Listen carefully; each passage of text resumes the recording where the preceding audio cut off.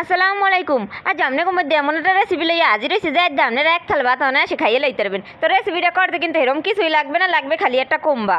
এখন করবো কি, এই কোম্বাটার এককালে মধ্যহান বরাবর 2 খণ্ড করে লুম, কিন্তু এখানে তো বড়ি হইয়া গেছে, ছোটো বড়িতে মনে হয় একটু ভালো মতন ধারও নাই।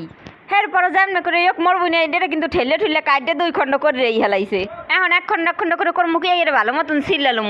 কোম্বার কিন্তু চোখলা একটু বেশি করে হালাইতে হয়, নাইলে কলম আবার তিতা লাগে। সেলা হয়ে গেলে এর করমু কি ভালো মতন পানি দিয়ে একটু কসলাই কসলাই ধুয়ে লুমু, জানি এবার কসমস না থাকে। দোয়া হয়ে গেলে এর করমু কি কুচাইতে লইয়া পড়মু। মোরা কলম কুচাই না মেশিন দে ভালো মতন কুম্পাটারে কুচাই লইছি। এখানে মোরা লইয়ে লইছি আস্তা কাঁচামরিচ লইছি, কুচাইনে পেঁয়াজ আর লইছি কুচাইনে রহুন, আরও লইয়ে লইছি আন্দাজ মতো নুন আর লইছি হলদির গুঁড়ি। এরপর করমু কি চুলার উপরে দিয়ে দিমু একটা কড়াইতে দিয়ে দিমু আন্দাজ মতো কতটুক তেল। তেলটা একটু গরম হয়ে গেলে এর মধ্যে দিয়ে দিমু মোরা কাজের পেঁয়াজ আর দিমু রহুন আর লগে দিমু কাঁচামরিচ। এখন এইগুলোর কিন্তু একটু লাইটে ছেড়ে ভালো মতন বাজে লইতে হইবে। যেগুলো দেখবো একটু ভাজা ভাজা হয়ে গেছে সেইগুলো এর মধ্যে দিয়ে দিমু আন্দাজ মতো হলদির গুঁড়ি আর দিমু নুন। এখন এই হলদির লাগে এর একটু ভালো মতন লাইটে ছেড়ে মিলাই লইতে হইবে।